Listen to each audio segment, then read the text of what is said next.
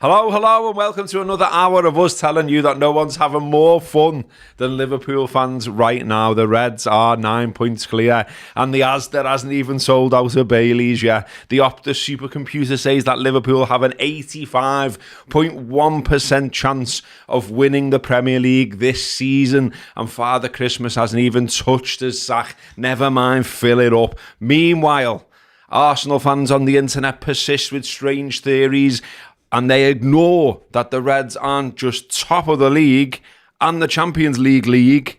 They also have the best defence and the best goal difference too.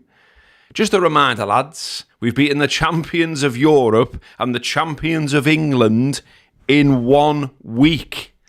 I reckon that means we're all right at footy.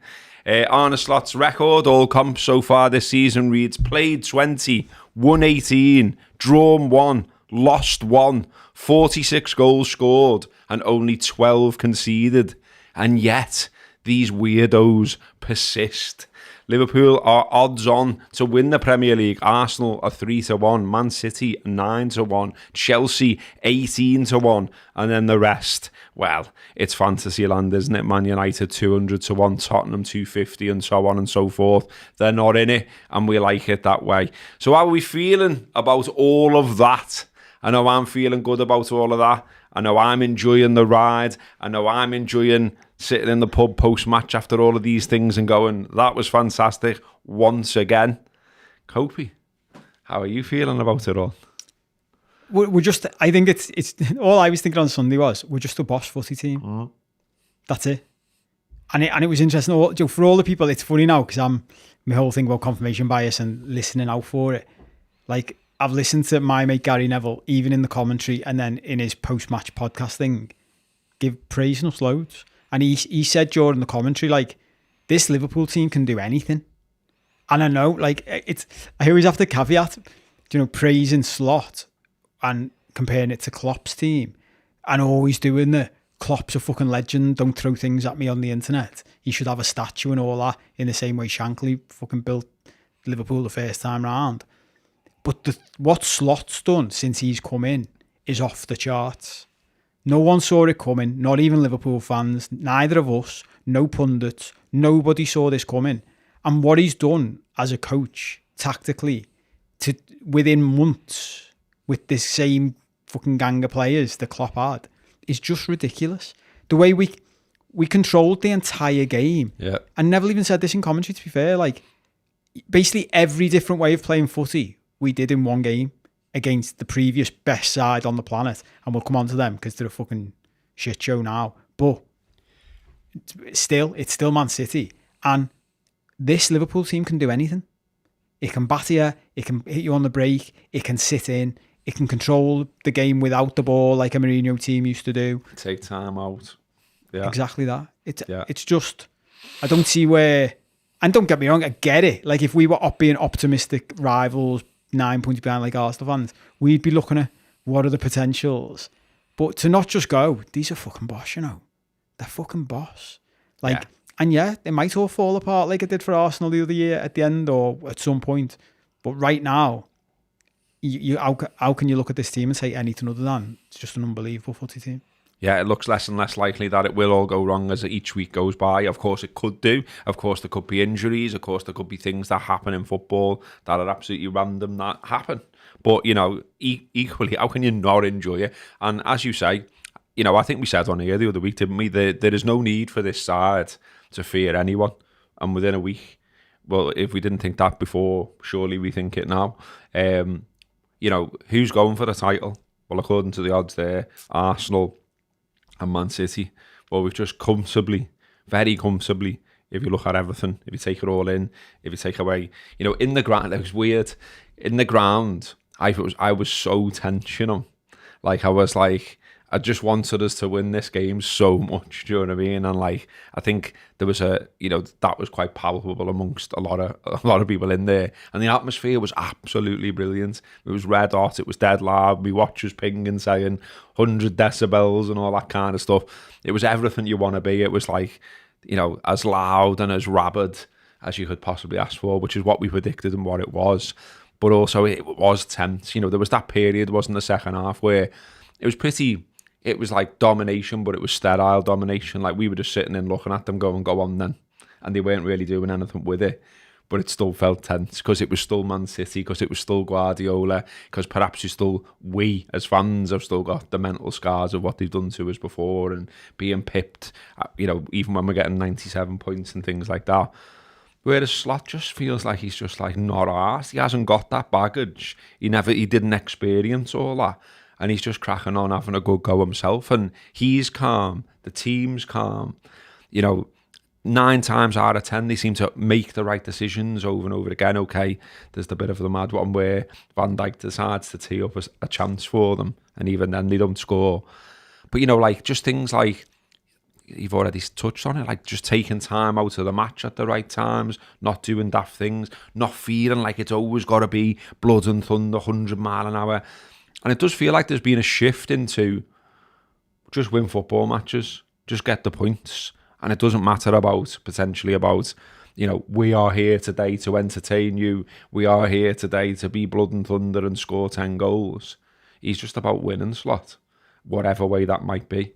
And he just doesn't seem to care. Like, you know, because we had been so wound up like a coil all game, and then we're allowed to finally let it out when the second one goes in, and then again when it's final whistle. I felt like we all stood there. I did it myself. We all stood there going, want you to do something now, Slot. Want you to do something, you know, like Klopp did. Go on, mate. And everyone, there was even like just not a full one, but there was a little bit of a ooh, you know what I mean? Like as though he was going to do something. Nah, little applaud. You know, carries on, turns round, heads for the, you know, like it's just not him, is it? He's not going to do it. He's not a performing monkey. He's not Jurgen Klopp. He doesn't want to be Jurgen Klopp, and it's hard not to like it, to be honest, isn't it? I fucking love it, mate. Yeah. And what does that scream more than anything else? What he's saying to the players and what the players are saying. It's the 1st of December. Yeah. And all right, we're 9 points clear of Arsenal and 11 clear of City, but it's only the 1st of December. You don't win anything now. I know everyone always says that, but I fucking love him. I just think the way he's going about it is phenomenal. Like, and even every bit of it, like we know we've covered this, but even injuries, we're not complaining about injuries while everyone else is fucking moaning their arses off. Kelleher again, that one you just mentioned then about Van Dijk makes a mistake. Van Dijk's like a man mountain for the whole game and then just makes a ridiculous mistake, and our sub-keeper just digs him out again, like he has for weeks. Like his performance levels are just ridiculous. But the thing I was thinking about as you were talking then was, in games like that, it always reminds me of this is years ago now, going back years, when I used to do the review show for the Anfield Wrap, and I used to watch the match back, and it was mad how often you'd watch a match back again without any emotion, knowing you'd won, and you'd be like, why did we ever get worried? Why were we tense during the game? Yeah. And I think when someone like a character like Slot, he's able to do that in the moment, and because I've been through that experience, I do it more now while I'm watching. So like as I'm watching it and my emotions are coming up and I'm like, this is tense, I'll go to myself, yeah, but what's actually happening? Think about it. All right, they've had the ball for a minute, but what have they actually done? Yeah. Nothing. They haven't had a shot. They haven't created anything. Every time they cross it, we're there, usually Van Dijk, often, sometimes someone else. But when you look at it like that, like in the cold, hard light of day, and you're going to go into the stats and everything, we just battered them. Yeah. They had nothing. They weren't in it. And like, you know, again, it is the emotion, it is being in the moment, it is being in the ground. But it was like, you know, when Van Dijk's hit the post and all that kind of stuff, you're like, you know, the little, you know, the monkey banging the drum in your head is going, we're having chances and we're not taking them. We're on top of them. That voice always wants to come in, doesn't it? Yeah. Oh, it's going to be one of them days. Oh, it's going to be one of them days. That's like a program that's been installed for decades in all of us. So that voice wants to come up. And I even go to that voice now. No, we've changed that years ago. There's no such thing as one of them days. One of them days for Liverpool now is you just carry on creating chances and then score more later. But look, the downside of it is, and it was funny that Guardiola even said after the game, he was quite happy with spells of the match, like start of the second half, end of the first half. But the truth is, we're better than them in both boxes. And that's what football all comes down to at the end of the day. And the only criticism of the game was that we weren't ruthless enough. We should have been. I went to watch it with my mum, which is always an experience. But I said to her, like, do you know when we score, before we'd scored, I said this, and then after we'd scored the first, I said, if we get a second quickly now, this could be a mauling. Like, this could be a 7-8-0 to like against United the other year. Because it had all the hallmarks they'll fall apart, their heads will completely go, his head will go, and the crowd will just carry us to a absolute demolition. And that was my only disappointment in it, is that I think if one of those other chances had gone in quickly, we'd have battered them. I think there was a obvious hunger about them as well. You know, I think we've seen in other games, haven't we, that they can start quite slow, really, and it kind of feels like they're having a look and feeling the game out a bit and seeing where it's at. I thought it wasn't quite a Klopp team start, if you like, but it was it was a purposeful one. It was a bit like, you know, this is Anfield, this is us. We know this is a big chance, and off we go. We're confident we're flying. We're confident we're better than you, to be honest. And here we go. We're going to show you. I mean, there was a moment, I think it was first half, wasn't it? You know, Trent played an unbelievable ball to Mo Salah. Like, that was just like I don't know what it looked like on the telly. I haven't even seen it back. I haven't had time. It was ridiculous. But again, in the ground, it was a proper... I know people, this is why people think he's my best mate, but I'm doing this on purpose now to prove confirmation bias to people. Because all the people go, we never praise anything.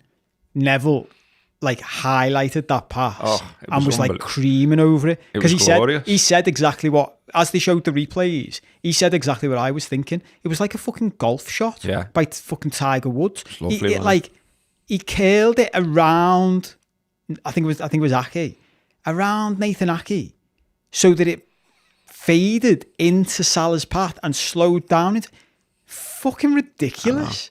It was like we were trying to think about in the pub saying, you know, what was it like? And the only one I could sort of think of off the top of my head that it was a bit like was, you remember Gerrard played one to Sturridge, Fulham away, with the outside of his foot. Yeah. It was like similar-ish. Yeah, but it was well better than that. It was further, wasn't it? It was further away. It was more height on it. Yeah.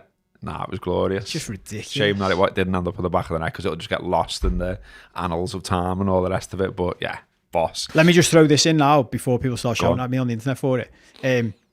Neville did say about that pass, you will never see a better pass by a right back than that pass.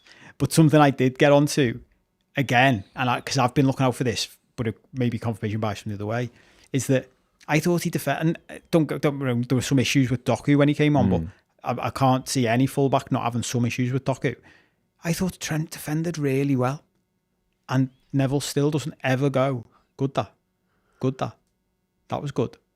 He just his one-on-one defending's well better than it used to be. Yeah, I think you can see Slot's improved. I think so. I think you know, because I think the Doku thing, again, I don't know what was getting said on the telly or anywhere else really, but in the ground, I could sense the like moans and groans about, you know, you're getting done by Doku over and over again.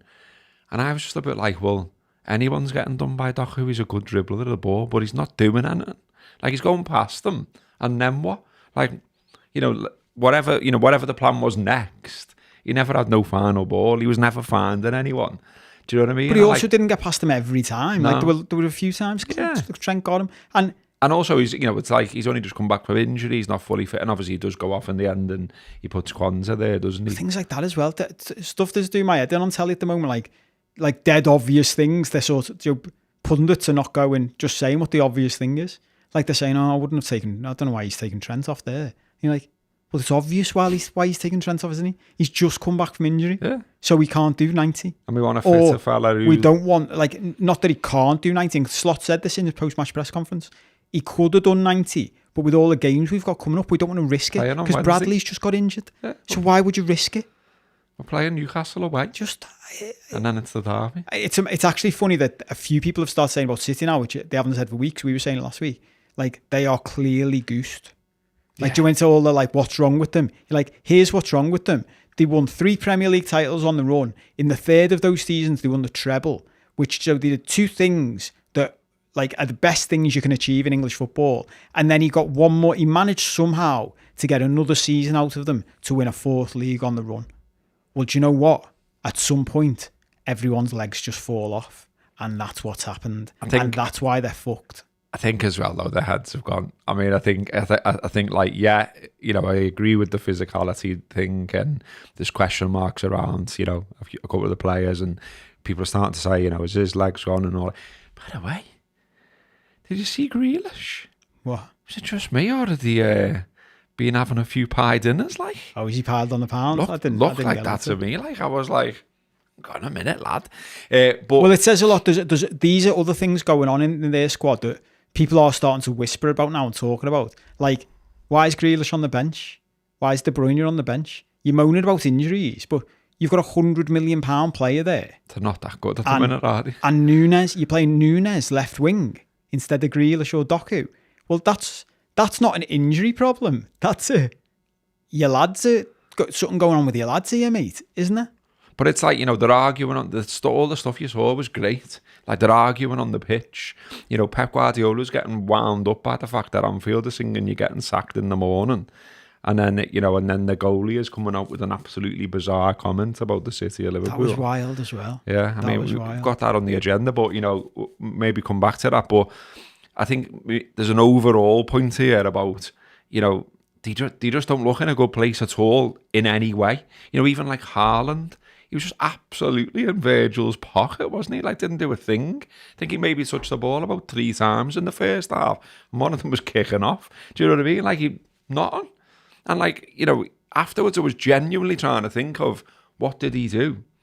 And like, I think I can remember there was a shot and it deflected off him and went straight into Gallagher's arms. But Yeah, but this is the problem with Haaland. I was saying to my sister afterwards, because she said she went the game and saw it afterwards, and she said he's shite, isn't he? And I went, but that's the problem with a player like him. He's one of the best goal scorers you'll ever see, but he doesn't do anything other than that. He's like a proper old school centre forward, isn't he? He's like Gary Lineker. Do you know what I mean? Like, if you're not creating chances for him and he's scoring goals, he's doing nothing else. Yeah, whereas, think of all the players we've had. Well, I was going to go back to Suarez and Rush and all them, but even now, if Mo Salah isn't scoring goals, he's still grafting for the team. He's still holding the ball up. About to say, Diaz is still grafting for the team. The flip side really is probably Nunes, because he scored 2, I think, this season. So in terms of output, not great, obviously. But when he's coming, like, he comes on there, I loved him yesterday, I've got to be honest. I've slagged him off a lot, and well, not slagged him off, I've given him deserved stick about his performances, I would say. But I just love the fact that exactly what you've just said. He come on and contributed, didn't score a goal. But his effort, his attitude, his application, chasing down a ball, putting tackles in, win headers in our box and all the rest of it, make sure we get the result. He was brilliant for that. Did you see Haaland doing that? Did you fuck?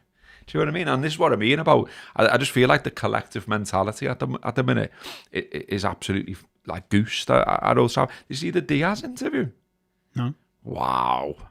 He's absolutely lost his shit getting interviewed, saying like, do you know who you're speaking to and all this kind of stuff. Really? Yeah. Like, just totally head gone.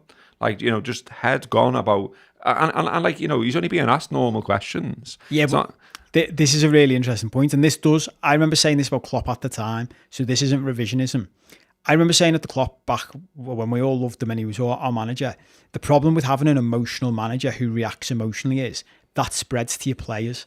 And we're seeing the opposite of that now. The calm manager spreads to your players. Everyone stays calm. It's no surprise that Man City players are losing their heads when their manager's clearly lost his fucking head. Like, we were talking about it before we started recording, that even as I was listening to that song at home, You're Getting Sacked in the Morning, there was clearly an element of piss take in it. Yeah. It's a joke, because like the Anfield crowd doesn't think Pep Guardiola's getting sacked in the morning in the same way we'd sing it to fucking David Moyes. So the fact that Guardiola doesn't know that and you can see him standing there thinking, should I hold up the 6? Should I hold up the 6? And then he does it, and you're like, but is that European Cups, mate? Yeah, honestly, mate, I had to go 6 what? I was sitting there thinking, seeing what someone's done? What? 6 Premier League, so what? You know, I love the internet for things like this, and I wish, like, you know, we could sort a way where, I don't know, we had some big team and we can show you that if you're watching on video, but just look it up, it's great. So someone's done, you know, the champions wall at Liverpool. So they've just edited it so that it's got, like, you know, 19 league titles, and then on European Cups, it's got Guardiola going. But I just thought it's just really petty, isn't it? I mean, I've got it on the agenda, and I was thinking about it this afternoon, and I want to just quickly find what I wrote down, because I thought I had a big think about it in mind. I had a big think about what was Pep Guardiola up to there. So look, he's been a brilliant footballer, a brilliant football manager, brought a style of football that's been copied by every top coach. He has, of course, won 6 Premier Leagues, as he was pointing out. But then he's followed it up with his weird interview saying, I expected more respect. I don't think, as you're already saying, mate, it's not disrespect. So what's the crack? But, I just think there was a little window into his soul, a little window into his mind there. I think he wants credit. Don't we all? Do you know what I mean? He wants to be seen as this great manager, one of the greatest managers ever. And instead, I think he's feeling that people look at this project, let's use it for them, and don't give him the credit because of what the owners have done, and because of how they've run it, and because of the disrespect for the rules, and because of the 115 charges and all that. And I think, at night, he's staring at the ceiling thinking about that. And that was a little window into it, that moment. I like Anfield. I like Liverpool. They're a great club. They don't respect what I've done here. They're saying getting sacked in the morning because I've lost a few games. I mean, I think that's what it was. Yeah, but it's funny, isn't it? Get into the psychology of it. That's all in his head. Because if he was, and we talked about this the other week, the oddballs versus the charismatic managers, and the genius managers versus the motivational managers. But this is where he's shown himself to be an oddball. Because if that was one of the charismatic managers, he could have just easily laughed at that and clapped the crowd, and then we'd have laughed and clapped him back. I mean, I don't. Someone's saying here, we're sharper than thinking Pep wasn't bantering back. Watch the video. He had the sarcastic smile. I've watched it, mate. He's reacted. That doesn't make sense with his post-match comments. He's reacted in the heat of the moment in the ground and held 6 fingers up because we're singing. Mate, they're doing shit.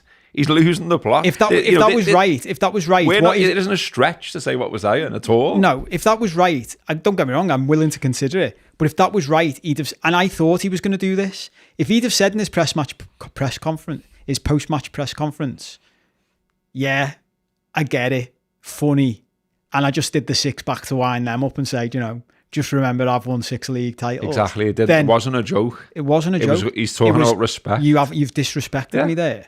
And you're like, it was the same as when he was asked about why he had scratches all over his face the other day and a cut on his nose, and he made some weird. I mean, he had a smile on his face then, mate, and he made a weird, very weird joke about self-harm, which City then decided to put an apology about, and a link to the Samaritans. It's like when Mourinho went through that mad phase of looking like a tramp. And didn't get a shave, and didn't get a wash, and all the rest of it. I think this is where Guardiola might be at after 6 defeats and a draw all in a row.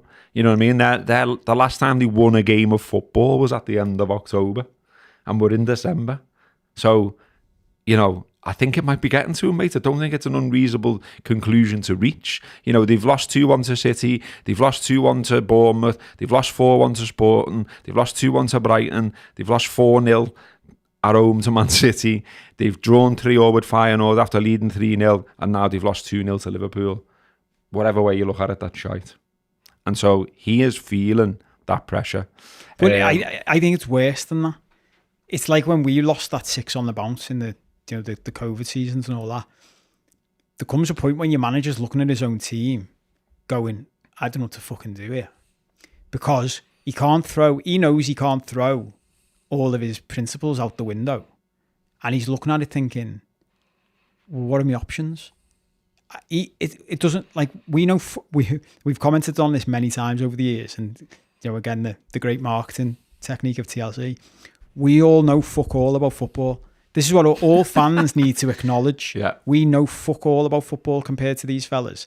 And we can see that they're fucked. Well, Guardiola's training them every fucking day. And he's looking at that. And he'll be looking at their numbers and their running figures and their pressing figures. And he'll be going to them, And the amount of chances conceded. Why aren't you doing it? Yeah. And they'll be looking at him and going, because we're fucked, mate. And he knows there's nothing you can do about that. The Diaz thing, just for anyone that missed it, so it was an interview with Fjortoff.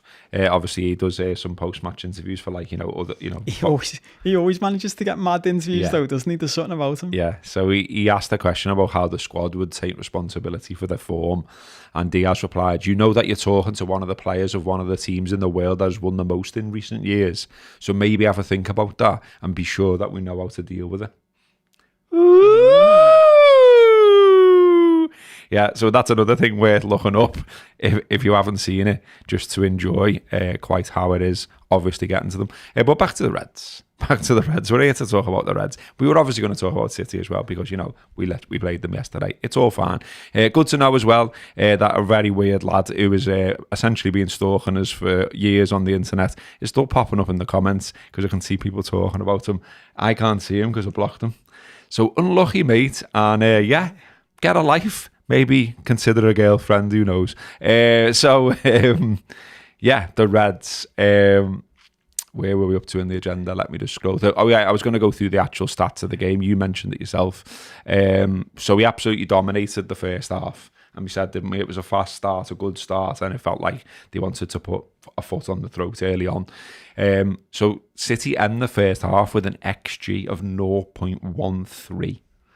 It's barely, it's not even a shot, is it? That would have been Rico Lewis's scuffed shot with the outside of his foot, wouldn't it? So first half, we have 2 big chances, 10 shots. They have no big chances and 1 shot. They have no corners. They put 11 tackles in, and they get booked 3 times. And then, the overall figure at the end of the game, they have more of the ball second half and all that. You almost could have predicted that. But the game ends with Liverpool with an XG of 3.57. City's is 0.84. We had 7 shots on target, 5 big chances. They had 2 and 1 big chance, which is obviously De Bruyne, isn't it? So overall, they had a spell with the ball. It was sterile domination. They didn't really do anything with it, as we said earlier. In terms of people that did well for us and all that kind of stuff, how did you feel about the team when you saw it? Because there was lots. I get lots of messages off various people now about, this is the team. Oh no, this is the team. This is the team. And so got all of them, and it seemed to be like people thought Curtis was in, then he wasn't in. Then Szoboszlai was in. Then another one. No, Curtis is in. He's in. And then he obviously wasn't in. Were you surprised at that he went with Szoboszlai rather than Jones? I wouldn't say I was surprised. I think, and we'll see how this plays out, right? But something I said the other week, I think is we're seeing more and more, and I think it's because of what our expectations. I said a few weeks ago, I think that position in our midfield is the one that's the most complicated or confusing. And what I said was, I think that might end up being like playing as a 6 for Klopp, is that the person who plays in that role never seems to get that much credit. And I think it's because everyone's describing it, or lots of people are describing it as like a 10. Like, so whoever plays there should be scoring more goals and getting more assists. But actually, the person playing in the other side, 8, seems to be playing in some ways, getting into the box more, getting more creativity. To make the comparison, Jones played in that position when he was unbelievable the other week. Can't remember who it was against, when everybody was saying just an unbelievable performance. Chelsea. It's Chelsea at home. Yeah. Chelsea, because he man-marked Cole Palmer. Yeah. He was playing on the left-hand side as the 8, scored, but was all over the pitch. The week later, he retained his place in the team, but he switched to the other 8/10 role. Nowhere near as effective. Yeah, true. Nowhere near. Szoboszlai, every time he plays in that role, everyone's questioning him now, is he good enough? But whoever plays in that role seems to have the same problem. And I think it's because of our expectations of what they should be doing versus what they're actually doing in the team. That player in the team, for me, seems to be more of a workhorse than anything else. He did work. It's almost like a free role. Legging it everywhere. Leg it everywhere. Yeah. Like cover the ground. Is Szoboszlai's work rate, the ground he covers, his athleticism is unbelievable. I think that's why he started them as well. And that's why he's a bit faster than Jones as well, isn't he? He's more physically dominant. Yeah. So we've said this before, there is something about that. It was funny watching saw a little clip of Ruben Amorim talking about United's team and saying, because they did a fancy corner routine, and he basically said, we're dead small, so we have to do something like creative. I think loads of us forget that there is a thing about just having big lads on the pitch who are dead fast. Yeah. And I think sometimes it's just a case of he's bigger than him and he's faster than him, so he's in. And that's it. And in that role, it doesn't make that big a difference. So I don't think I'll ever be that surprised with who he picks in the midfield, because I think it's just going to be a horses for courses combined with who's the freshest. Yeah, and we're at the stage of the season now, aren't we, where that, that's going to be the thing, really, because, straight to Newcastle away Wednesday night, back home, Derby, last ever game at Goodison in the league, all of that kind of stuff. We might. I don't reckon we'll make it in this show. Probably be Patreon. I've got a bit of an idea that we'll talk a little bit about, our favourite times at Goodison and things like that. But obviously, plenty more still to get through on this. Who else stood out for you? I thought Gravenberch again, but I think everyone's just a huge Gravenberch fan now, aren't they? And it's like, he's become like Liverpool's poster boy. Everyone's talking about him. Pundits are going on about him. I told you, I went to see Frank Skinner a couple of weeks ago, and you've already seen that tour, but months ago. But he said something, and it properly made me laugh. He went, because he like mentioned footy clubs, and he was like, here we go, I'll get some booze and all that. And then once he'd done all that, there was a dead funny moment. He was chatting to a fella on the front row, and he went to him, "You're a football fan, mate?" And the fella went, "Yeah." And he went, "Right, I'm going to ask you a question now, but be prepared to split the room." And he went, "Who do you support?" And the fella went, "Blackburn Rovers." And it was dead funny, the reaction in the room. And even Frank Skinner went, "Fucking hell." He went, I'm here thinking, you're going to get half the crowd cheering and half the crowd booing. You managed, by naming your footy team, you managed to bypass all of that and go straight to sympathy. Because everyone was like, oh. Yeah, remember them? Used to be good, them. Good away end. But anyway, he was saying, hey, Liverpool are doing well, blah, blah, blah. We'd won that weekend as well. And I think we'd won against Southampton that day. And then he went, I tell you one fella who won't be happy with what's going on, Jurgen fucking Klopp. He went, because the last thing you need, when I was thinking about Moyes was on Match of the Day 2 last night, and I was thinking the opposite's happening for Moyes. West Ham have got rid of him, brought in the foreign coach who everyone's like, oh, he'll take us forward. And Moyes must be sitting at home and there'll be a part of him going, not that fucking easy, is it, eh? He said it, didn't he? On the thing, yeah, because I did a little tweet on our thing, made up with myself, because last week we mentioned the meme, didn't we? I have no idea what I'm doing. And so I saw my opportunity when I was watching Match of the Day 2, because he said, it's never easy taking over from a legend. And I was like, get in. Yeah. David Moyes on Match of the Day 2. It's never easy taking over from a legend. Picture of the meme. Yeah. And someone reminded me as well, which is another good one. Maybe we should just do a show one time, our favourite memes. Someone replied and it really made me laugh because I'd forgot about it. It slipped out my mind. He put, you don't have to be a winner to be a winner, but he is a winner. That is one of the best posters of all time. It's unbelievable. If anyone hasn't seen it, it was in a pub, a Blue Nose pub. Unbelievable. Look it up, it's on the internet. So the whole point of that was, I was thinking, for all the genius of Klopp and everything he did, there must be a part of him and Linders and FSG going, hang on, you told us you needed a fucking... He was sitting Why there. didn't you fucking think of this? Yeah.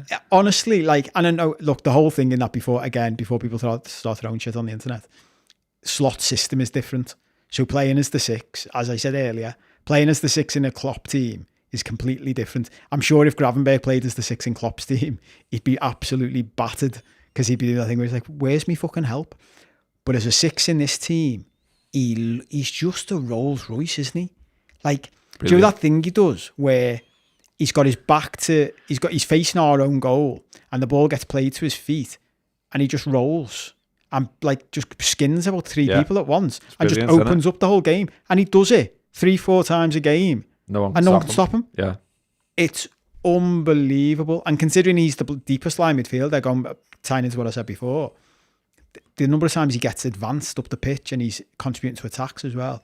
His pressing, his tackling, his physicality, just unbelievable.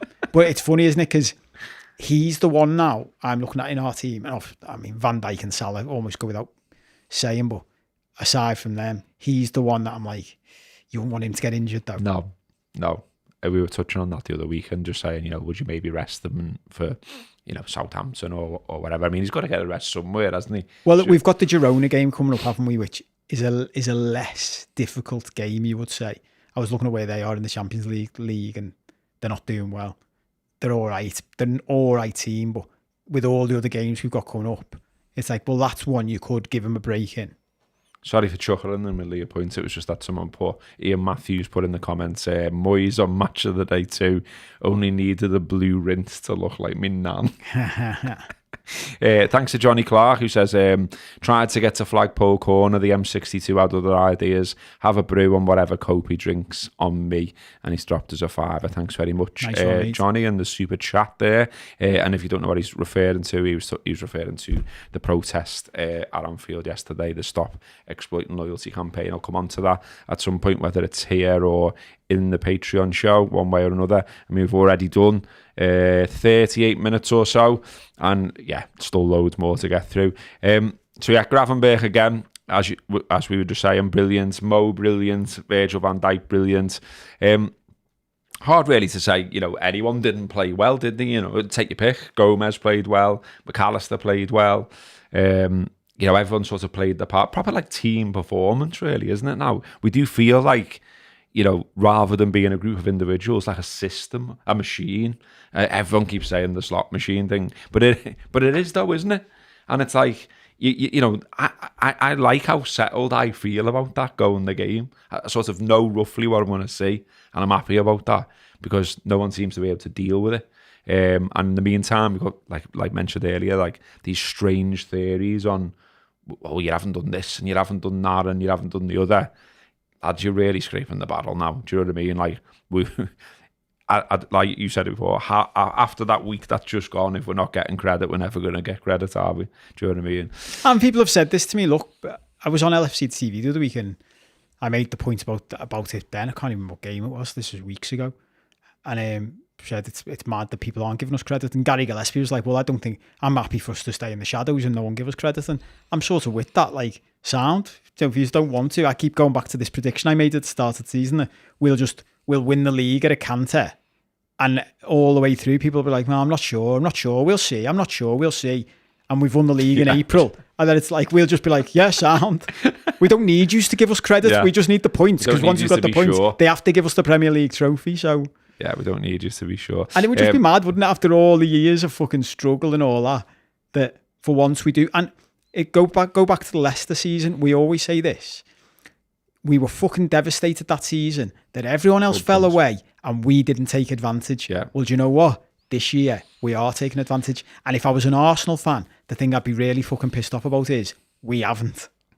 That's probably what's leading to them being annoyed with us. It's like they're pissed off that they've gone up against City 2 years on the run and the year City fall apart, they've started the season badly. Yeah. They've potentially already messed it up. We'll come on to some numbers actually around that. So Phil Blunder, who I'm sure a lot of you know, still a regular on the Anfield Wrap, but also someone who works in the betting industry and crunches numbers and all that kind of stuff. So worth a follow. Took some sense. But I spotted a conversation with him, which on Twitter, which I sent on to Copy earlier in the day. So it was David Lynch saying some people really don't have a grasp on the maths of the whole thing. If it's going to take 90 points, which this Arsenal team have never achieved, then it's going to be some run of form for them to get there. And Phil has replied, yeah, that's mad. We need 2.24 points per game to get to 90 now. 2.24 points. Basically like an 85-point season from now on, if you like. For them to get to 90, they need 2.6 points per game. So that is the equivalent of them going at a 99-point season from here on in. So which to put that in context is the form that us and City were hitting a few years ago. Yeah. Which is basically win every game. Yeah. Well, he says there, doesn't he? So he says, yeah, they're going to need to win a minimum of 21 of their 25 games realistically, which is why, when you're looking at, we always joke about the Opta supercomputer, don't we? But, let's not joke for a second about it. These are lads who, as their day job, are crunching every number possible, looking at probability, looking at whatever, looking at all past leagues and all the rest of it. If they're coming out and saying there's an 85.1% chance of Liverpool winning the league, they haven't just made it up. It's come from something. Like, I just had a really shite conversation on TalkSport on my way in about XG, and I was sort of like, come on, lads. It's not that hard to work out how it works and what it is. Do you know what I mean? Like, they were having a bit of a joke about it, so okay. But, it was, nevertheless, it was just sort of like, come on. But yeah, Phil's point there, like, we're right, not, okay, you don't get carried away because it is only the start of December and there is loads of football to be played. But the idea that we haven't got a fantastic chance of winning the league is ridiculous. Of course we have. We definitely have. And when we won it in 1920, we did 26 out of 27. And it was was it Leicester over Christmas, where everyone was just like, done. It's done. I was thinking that. Didn't I see the other day? Don't we play Leicester on Boxing Day again? Wasn't it Leicester on Boxing Day when we won the league last time? Yeah, it's Leicester at home this time, isn't it, rather than away? And that was the game where we came back from the Club World Cup, didn't we? And everyone was like, "Oh, what will happen?" And we were like, them away. We were like a machine. We were unbelievable. Trent scored, and that was when everyone went, "That's it. Yeah, we've done it." And this is the thing as well, isn't it? You got the sense that year that everyone else in the league, you've got great managers and you've got psychologists and you've got sports scientists and you've got all this big team surrounding the players, but you got the sense that the rest of the league, or the rest of the teams that can realistically win the league, went, nah, it's done. And this season, okay, Arsenal still having a go. Although I thought it was bizarre over the weekend, the coverage of Arsenal. Like, it was like, they're back in the title race and all that. It kept it, like 4:45 on the radio. It was all that. And I was like, they've won 3 in a row. Why does it mean they're back in the title race? Isn't it only 2 in the league, though? I was looking at that before. Isn't it 3 in all competitions? I don't know, you're doing that thing again. I know, yeah. Where as if I know. Yeah. It's on our agenda, but I don't know without scrolling through, and now filling as I scroll through. But you fill and I'll find it. But yeah, I just didn't get why we suddenly revert to the title contenders again. Yeah, when they've already one's it's in 3 one's including in Europe. Sporting Lisbon away. Yeah, they beat Forest at home 3-0 and they beat West Ham away 5-2. Before that, they drew with Chelsea. So they won 2 against and lost against Newcastle. They've won 2 games away from home where they scored 5. So okay, they were home against Forest. No, but the last 2. Oh yeah, sorry, last 2 and they've scored 5 goals each time. So I get maybe there's like a little bit of fantastic. If you look at the upside, they've scored 13 in 3 games, so you can see that why they're saying we've clicked now. But they're still 9 points behind. Yeah, this is it. I'm not saying Arsenal aren't a good team. No, I'm not. I actually, even watching us yesterday, I was thinking in a one-on-one game, Arsenal are actually the side I still fear the most, because I think they are the side that's able to make us suffer with the players they've got. I just think if I was an Arsenal fan, I would be thinking, fucking hell, like we fucked it earlier in the season. Because if they were up around us now, if they were 4 points behind, we wouldn't be saying, the Opta supercomputer wouldn't be saying 85% chance of Liverpool win the league, would they? Absolutely not. So what else have we got to talk about? Well, you sent me something that was on the telly about Mo Salah. There is news out there this afternoon that apparently he would take a 1-year extension at Liverpool, but he is disappointed by how it's being handled. That is a story from Cy Hughes. Bizarre line in there that since he signed the contract extension, between then and the start of this season, according to Cy, no one ever spoke to him about an extension. I don't think that's that surprising, though. Do you? Because I think it's back to the well, what is it you're worried about? What I just don't see in his makeup or his output something that says breakdown. No, I know, but I think I think if you spoke to the people behind the scenes, the data people, Carragher did this on Sky after the game, defending them. I think if you spoke to the data people, going back to what you just saying about Opta supercomputer, right? All of the data, you've got to remember data. Because I used to be like a maths kid, right, in school, A-levels and all that. You've got to remember that probabilities and odds, they're all built on averages. And averages aren't good at taking into account outliers. I always say this about humans' day-to-day life. Like, if you see that something works well for 6 out of 10 people, that doesn't mean it could work for you. Like, you could be one of the 4 out of 10 easily. Even if it's 9 out of 10 people, you could be the 1 out of 10 easily that it doesn't work for. So you've got to look at what it's like in your own life. Data and stats all work on averages. But the data people behind the scenes, I think they'd have been looking at it. When they gave him his last contract, I think the conversation behind the scenes would have been, this will be his last contract.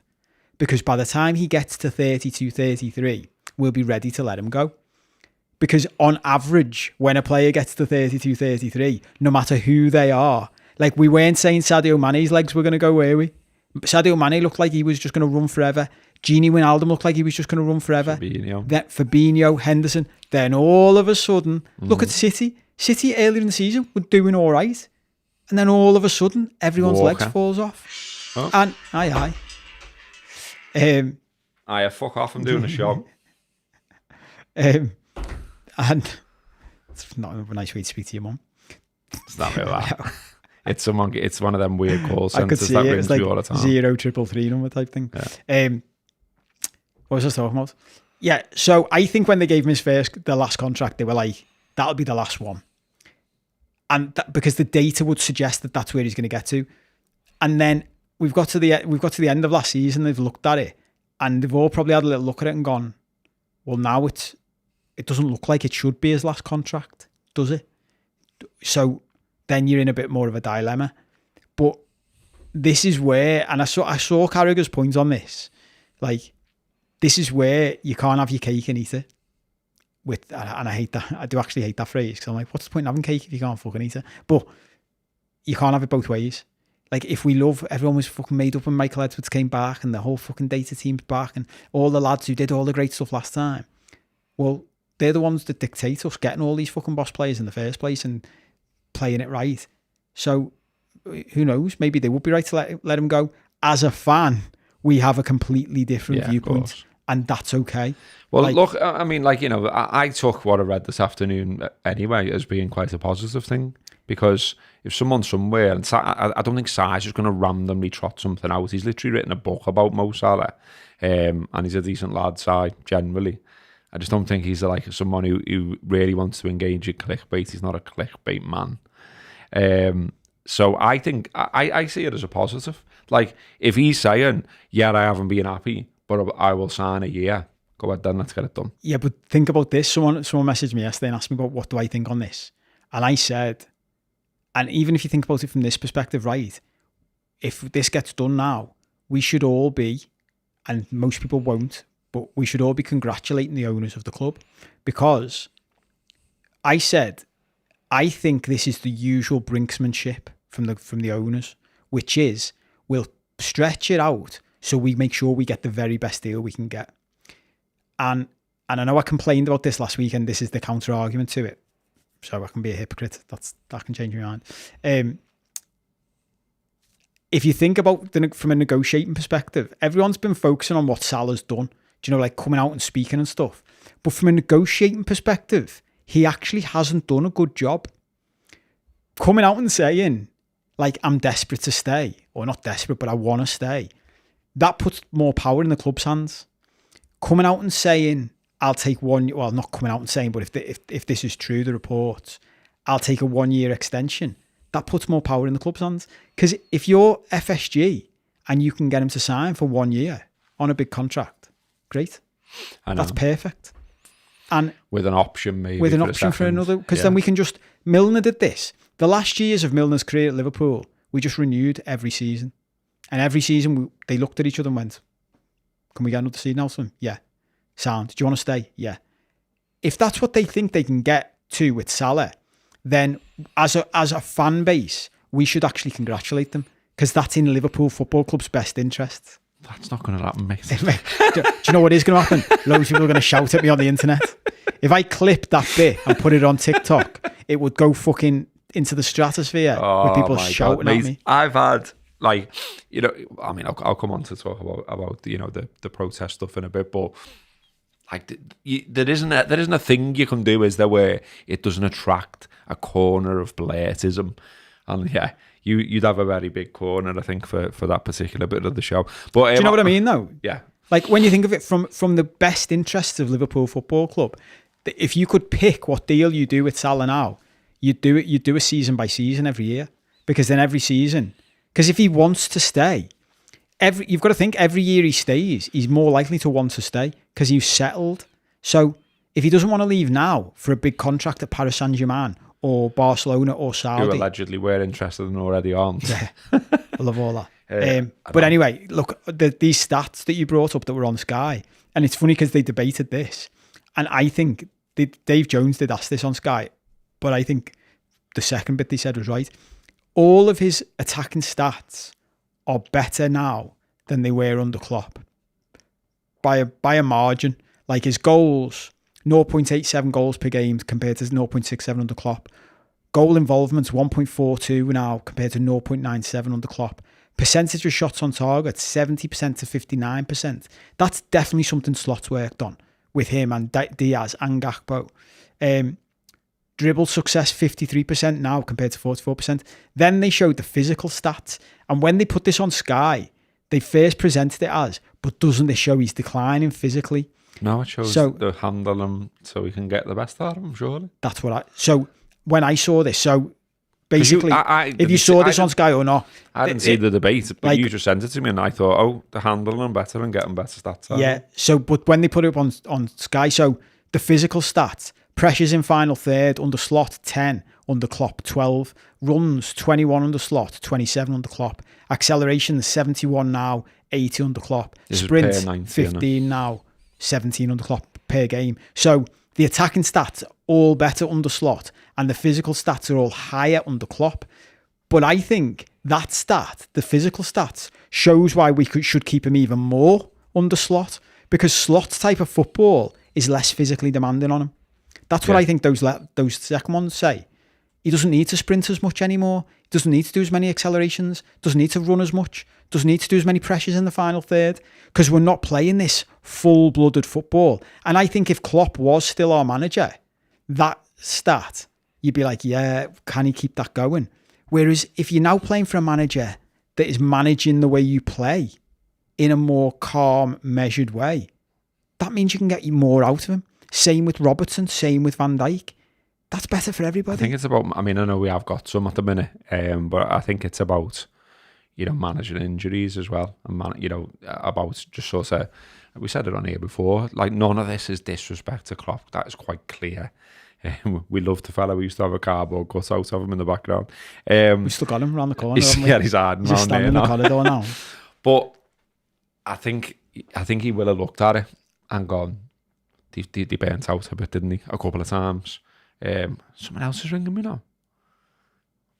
Do one. I'm on a show.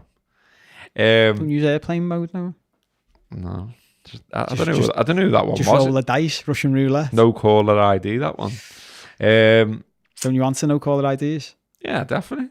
Do you? Yeah. Sometimes it's media, and I got told before I'm just some bellend who loves seeing my face on the TV. Nah. But yeah, 4 goals away from being the 4th top goal scorer in the league. But yeah, what I was saying was, for Mo Salah, what I was saying was that I think this is part of the plan about managing minutes and having a style of play that means in the latter half of the season, we're not goosed. We're not like Man City are now. We've still got energy in the tank to win things and not get to finals and fall over, or, you know, get to April and fall over. Yeah. And again, obviously, no slight on Klopp. I just feel like that is the plan. So that's that stuff that was on Sky about Mo. But yeah, some other stuff about Mo. There's always stuff about Mo, isn't there? Someone in the comments the other week said, we love Mo more than our girlfriends. 36 say Opta Joe. Mo Salah has scored and assisted in a Premier League game for the 36th time, the joint most by a player in the competition's history, equaling Wayne Rooney's record. Also, we've got Man City stats. Also, 8. Mo Salah has scored or assisted in each of his last 8 Premier League starts against Manchester City. Love that. He loves playing Manchester generally, Man United or Man City, which is one way to get in there with the fans, isn't it? What else did we have to get through before we switch to the Patreon? You should have a go with the Patreon, by the way. You can get a free trial, by the way. You can give the Patreon subscription as a Christmas present, I discovered the other day. What a sub. What a sub as a present. What a great present that is. What are we on time-wise? Let's have a little check. Oh, yeah, we are literally coming up to the hour, so we're going to have to start wrapping up. But let me just check whether there was anything else I wanted to bang into the free show. We did the Man City implosion. We talked about the match. We talked about Mo Salah. We haven't talked about that Blurt. Let's talk about that Blurt, the goalie. Let's get this in here. So he defended his manager's reaction to the getting sacked in the morning, and he said, someone told me before that this area is probably not the best part in the UK. Hello? On air admin. If you don't want Robbo to answer his phone on the show, put it in the comments. It sounded like someone was actually listening to us, ringing me, so I think they're taking the piss. Well done, whoever's done that. I could hear myself speaking on the other end. Yeah, so sound. But yeah, so he's come out with this line about someone told me before that this area is probably not the best part in the UK. I think he reacted well. Why? What is the benefit of saying that in public, other than to further suggest that the City internally in their club have got a weird beef with Liverpool? Like, why is that being said to him, one? And two, why did he think saying publicly those words was helpful in any way? Because let me tell you, as someone who worked in Manchester for 10 years, they have plenty of social problems, literally on the doorstep of the football club. So, you know, like, if you want to drive through the estate that's right by the Etihad, mate, you'll discover problems there, mate. You'll discover that that's not the best part of the UK. And this isn't me having a Manchester v Liverpool thing. I just think it's a grim thing to say. There are social problems in Manchester and in Liverpool, and they are horrendous, a lot of them. Homelessness, child poverty, and on we go. And so, what? Well, there's so much wrong with it, isn't it? Yeah. It shows a sign of like disconnect. Shows a sign of disconnect from his own club and his own fans and his own the area that his club's in, as you said. Like I went to see Mickey Flanagan. Do you know they've got they've built an arena on their campus now, on the Etihad campus. I thought you meant Mickey Flanagan had then. Yeah, well, he could probably afford to as well. But yeah, so what do you mean an arena? Well, I booked tickets for Mickey Flanagan 8 and it weeks was ago, there. And it was like at the same time I'd booked tickets to see someone else, and they were two different names for the two arenas. I was like, because you were just used to going to the MEN, which is now the AO Arena in Manchester, and there was this other one. I was like, what the fuck's that? And I had to look it up, and it was they've built I think it's the biggest in England. So I was literally there a week ago, walking through those streets, and it's exactly what you just said. Yeah. It's no fucking difference. Manchester and Liverpool are effectively the same cities, down the road from each other. One huge bit of similar concrete connected by some roads that get mentioned all the time. Yeah, so it's just it's a wild thing to say on that score, but it's also another thing that shows the Reds have gone. Because if your Reds haven't gone, you don't make fucking stupid comments like that, do you? Absolutely agree. Totally agree. So we're on the hour, so we're going to move over to Patreon now. So if you want to come and join us over there, do so. We'll have a little change over 10 minutes where we get a brew and all that kind of stuff. We actually write what the show's going to be called and a little description. But I can tell you that we'll probably just carry on talking about football a little bit. I think we're going to talk about Goodison Park and the fact that this could be Liverpool's last game there. we've done that bit now, haven't we? I don't think we need to talk anymore about the Manchester-Liverpool thing. It's done. We know that what he said was weird. I'll also mention the Stop Exploiting Loyalty campaign. That was fantastic how many people came out and supported that over the weekend. Great media coverage for it too. I'll tell you about my trip down to London and how that went. It's just going to be the usual mishmash. We'll also maybe have a chat about exactly how this show that we're trying to do is going to work, because at every turn I'm just being offered V's right now. I forgot to tell you, another option is a no. So I got told that they were also that they're closed. They're closed that day. Yeah, so that's 2 places now I've tried that are closed. I also bumped into Carl, who turned up for the protest. What a top lad. We knew that anyway.